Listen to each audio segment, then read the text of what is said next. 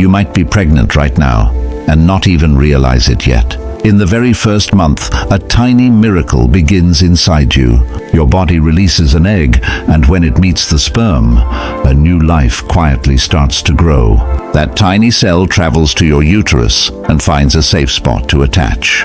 That's when your baby's journey truly begins. By week 3 or 4, your baby is smaller than a grain of rice, but the heart is already starting to form.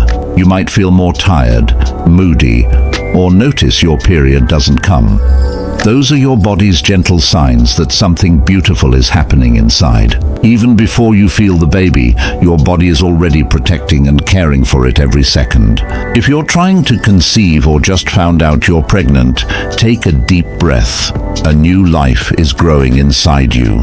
Like this video, share it with another mom-to-be, and follow for more gentle pregnancy tips.